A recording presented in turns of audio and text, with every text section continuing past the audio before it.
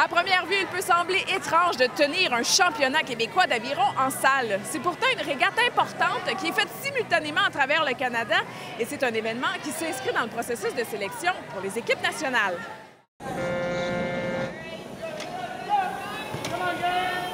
C'est plus de 150 rameurs de tous les niveaux qui participent à la régate. Cette compétition est forte en émotion puisque pour certaines catégories, elle s'inscrit dans le processus de sélection pour l'équipe nationale.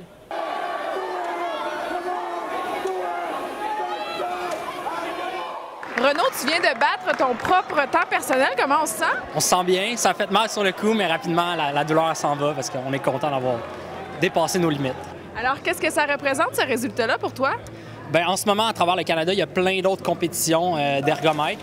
Puis mon temps va rentrer dans une base de données. Puis ensuite, les coachs de l'équipe nationale, ils comparent ces temps-là. Puis reliés à ça, il y a des invitations à des camps de l'équipe nationale. Il y a des invitations pour les sélections de l'équipe nationale qui ont lieu en juin. Fait que c'est déterminant, dans le fond, pour le restant de l'été.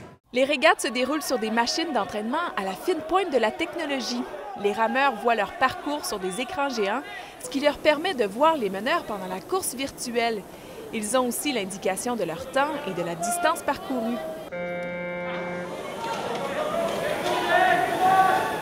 L'aviron, c'est un sport où on est on est aux quatre vents du ciel. Alors, on peut être désavantagé ou avantagé si on a un vent arrière ou un vent de face. Alors, l'ergomètre sert à standardiser les temps de tous les athlètes. C'est un environnement contrôlé sur des machines semblables, réglées avec à peu près les mêmes intensités.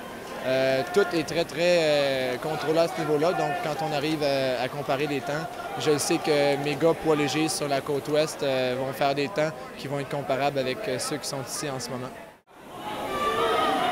On utilise beaucoup l'ergomètre pour s'entraîner durant l'hiver parce que, bon, évidemment, c'est plus facile à faire au Canada qu'aller en Floride. Mais aussi au niveau de la capacité cardiovasculaire. C'est un mouvement qui est très semblable à ce qu'on fait sur l'eau. La seule distinction est l'équilibre. On n'a pas la composante de devoir ajuster notre bateau et utiliser nos petits muscles sensibles.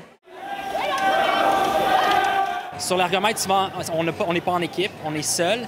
Fait que c'est surtout une lutte avec soi-même. Sur l'eau aussi, on peut être seul dans notre bateau, mais souvent, on va être en 8, en 4, puis on se nourrit de l'énergie de ses coéquipiers souvent dans les courses. Fait qu'à ce moment-là, on peut se dépasser encore plus. Là, l'ergomètre, ça teste vraiment nos capacités personnelles, mentales. Et toi, qu'est-ce que tu aimes le plus? Moi, j'aime définitivement plus l'eau parce que je me considère encore comme un technicien. Même si mes temps s'améliorent, j'ai toujours été meilleur sur l'eau. Mes résultats sur l'eau ont toujours été... Les gens me reconnaissaient pour ma bonne technique et non pour ma puissance sur l'ergomètre. Mais tranquillement, on dirait que c'est en train de changer. C'est une bonne nouvelle. La prochaine et dernière étape du processus de sélection pour les équipes nationales en aviron se fera entre le 1er et le 14 juin prochain. Valérie Sardin, Le Sport au Québec, à Montréal.